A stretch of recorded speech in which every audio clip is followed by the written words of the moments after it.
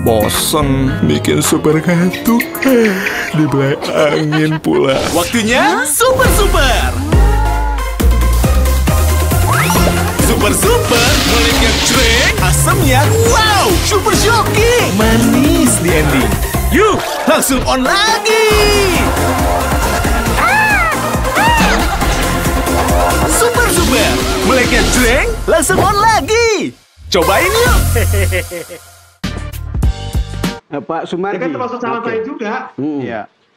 Nggak, mungkin terlalu berat untuk berpikir soal filosofi ya. Walaupun memang harus begitu. Cuman saya ingin sederhanakan saja. Kalau kita terus menang, mungkin bisa kita pakai dari situ gitu. Artinya ketika kita misalnya jumlah kemenangannya banyak, kalau kemudian makin bagus gitu.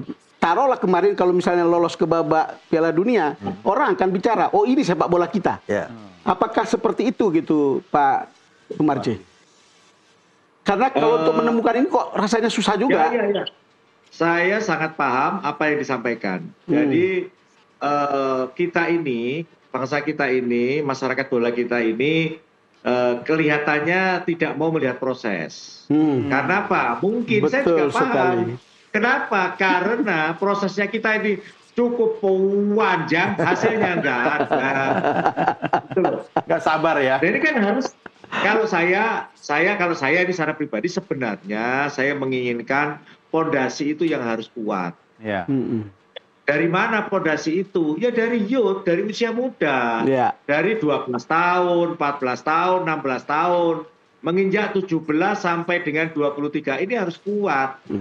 Kalau ini ya kuat, seperti apa yang disampaikan oleh Bung Akmal tadi, ya insya Allah ke depan pasti akan kuat. Tapi di bawah ini loh, tahu sendiri kita, kayak angin-anginan gitu. Gimana? Kalau saya itu belak-belak aja kalau ngomong kan. Iya. Memang faktanya seperti itu kok. Coba kalau kita konsisten di pembinaan dari usia gini loh, ibaratnya gini loh ya. Kita ini nabung dari taruhlah kita nabung itu kan mestinya kan harusnya yang benar itu kan ya sedikit kalau kepengin banyak loh ya. Sedikit makin lama makin kuat kan seperti itu. Saya itu mengistilahkan mudah gampang saja gitu loh. Kalau kita mau konsisten ya pembinaan inilah yang harus kita kerjakan bersama-sama. Bukan hanya tugasnya PSSI, ya tugasnya semuanya, tugas kita semuanya itu. Kenapa? Kalau kita tidak kuat, contoh nih saya ngomong kayak Bung Akmal. Saya sangat berterima kasih. Kalau Bung Akmal nggak ngomong, nggak teriak-teriak, nggak cerewet, terus nggak mengkritisi, ya paling kita ya adem-adem saja. Termasuk, mohon maaf Bung Towel, saya terima kasih dengan adanya banyak pengamat yang cerewet, yang mau mengkritisi, itu hal yang sangat baik. Karena kalau nggak dikritisi, terus nggak diomeli, itu ya macam-macam lah. Itu kita juga, mohon maaf aja, tertidurnya terlalu lama. Mohon maaf aja itu saya sampaikan. Apakah ini berarti ada isyarat kita akan mengurangi naturalisasi, Pak Sumarji? Oh tidak. Jadi begini, kalau berbicara naturalisasi, menurut saya siapapun yang ingin bergabung dalam timnas Indonesia dari semua kelompok umur itu dibuka seluas-luasnya dengan catatan memang memenuhi syarat, mempunyai kualitas yang bagus. Tetapi kalau kualitasnya tidak bagus, tidak memenuhi syarat, ya jangan dipaksakan. Saya jujur saja, saya tidak akan membatasi, siapapun boleh bersaing.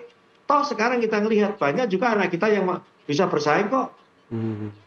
Jadi jangan kita ini juga melihat sesuatu hal kalau seseorang dari mana saja asal mempunyai darah keturunan bangsa kita, darah Indonesia, mau memperkuat timnas kita, kalau kualitasnya boleh, ya kita berikan kesempatan dan ruang yang sebesar-besarnya dong.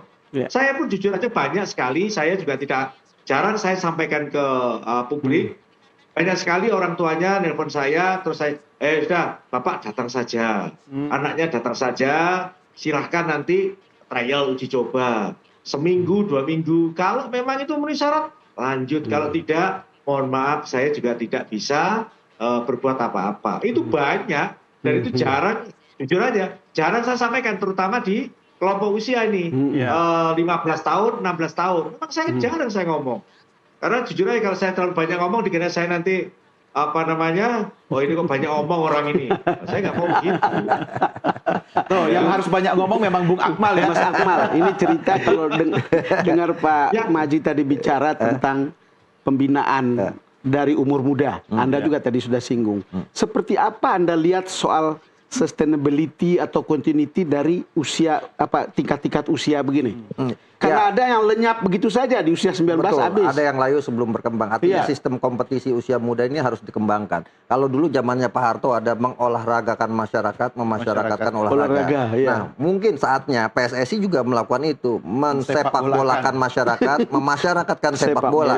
Jadi ada impres percepatan pembangunan sepak bola nasional yang dikeluarkan oleh pemerintah, itu bisa dijadikan payung untuk kemudian menggerakkan sepak bola di seluruh elemen masyarakat, mulai dari tingkat sekolah dasar, SMP, SMA, university, dan itu yang dilakukan oleh Jepang, Bang Don. Ketika kemudian mereka datang ke Indonesia melakukan survei, melihat Galatama, kemudian mengadopsi, bawa ke Jepang, tapi mereka membangun sebuah programnya yang TSM, terstruktur, sistemik, dan masif. Nah, sementara kita nih, problem kita adalah banyak daerah-daerah yang punya potensi tapi kompetisi-kompetisi usia mudanya tidak jalan. Mungkin nanti ini yang mungkin bersama Pak Marji, Badan Tim Nasional, didorong agar asosiasi provinsi PSSI itu menggerakkan semua kompetisi di daerahnya. Sehingga kita nanti, kita butuh pemain gelandang nomor 10, udah tinggal buka komputer. Ya kan, oh ini ada di Maluku, ini ada di Papua dan sebagainya. Sekarang kan sistemnya masih sistem manual. Mau seleksi diumumkan ada seleksi, datang gitu. Nah, nanti kalau kemudian sistem itu sudah terdatabase, saya pikir itu akan lebih mudah.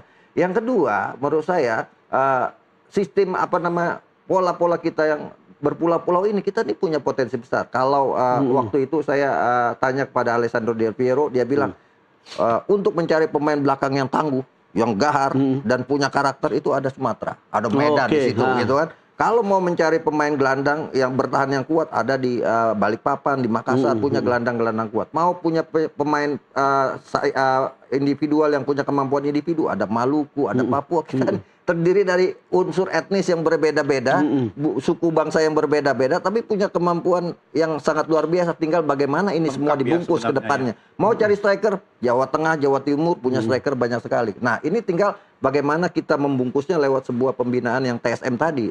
Cuman kan ujung-ujungnya kan uang juga. Betul. Dan saya pikir, ya itu kan menjadi salah satu problem. Tapi kan sekarang belakangan pemerintah juga udah memberikan bantuan juga kan, 200 miliar untuk pengembangan pembinaan usia muda kita. Ya moga-moga ini bisa benar-benar jatuh kepada orang-orang yang berhak untuk menerima pembinaan sepak bola kita. Aja, oke nggak? Kenapa? Pelatih lokal aja untuk yang jadi pelatih timnas. Ya sekarang kan eranya globalisasi, mau pelatih lokal, mau pelatih asing, kalau mereka punya kemampuan untuk mengantarkan tim nasional kita berprestasi, mengapa tidak gitu kan. Misalnya di kelompok U22 sekarang ada Coach Indra Safri yang setidaknya di SEA Games saja dia 2019 perak, kemudian kemarin medali emas, bahkan punya kemampuan atau punya potensi untuk 2 kali meraih medali emas sebagai pelatih lokal pertama, juara bersama tim nasional U19, bersama Piala AFF U22 misalnya, punya potensi juga. Tapi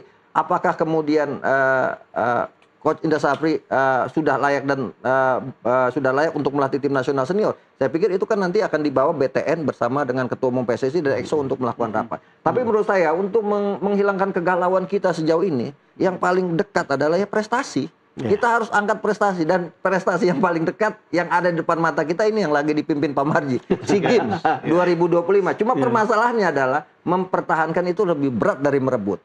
Pertama saya melihat dari segi jadwal misalnya. Pembagian grup ini agak ribet. Grup A, Thailand itu Kamboja dan Laos, tuan rumah. Grup B, Vietnam, kemudian Malaysia dan sana maksudnya Thailand, Kamboja, dan Timor Leste. Sangat mudah sekali. Di grup B, Vietnam, Malaysia, dan Laos. Kemudian kita di grup C berisi 4 tim. Singapura, Indonesia, kemudian Filipina, dan Myanmar. Nah, dari pembagian grup ini yang lolos adalah juara grup. Sementara kita 4. Dari 4. Artinya dari 4 ini ada satu pertandingan yang nilainya tidak dihitung. Peringkat keempat terakhir tidak dihitung. Nah, kalau lihat lawan-lawannya Myanmar, Vietnam, kemudian juga Singapura, ini lawan-lawan yang kita tidak bisa prediksi siapa yang akan jadi juru kunci, yang kemudian nilainya tidak dihitung. Ini salah satu PR yang harus kita hadapi, bahwa ternyata sebagai tuan rumah punya keuntungan tersendiri. Thailand pastinya ingin balas dendam atas kekalahan mereka di final yang lalu, dan sebagai tuan rumah mereka punya peluang untuk itu. Jadi menurut saya ada peluang di depan SEA Games, ya moga-moga kita doakan dengan persiapan yang kemarin. Saya lihat hasil uji coba juga cukup bagus, kita tahan Mali 2-2. Semoga para pemain ini bisa tampil maksimal, nantinya ditontonnya enak. Yang kedua ya Piala AFF nanti ke depan, bulan Juli nanti gitu. Kalau kita bisa raih itu Bang, seperti yang Abang katakan tadi, kegalauan kita hilang itu. Oke, Pak Marji harus komentari soal yang terdekat yaitu SEA Games. Tapi nanti ya Pak Marji, kita makan permen dulu lagi ya. Pokoknya pemirsa jangan kemana-mana. Super Dawn, Super Opini yang dipersembahkan oleh Super Sour Candy akan segera kembali sesaat lagi.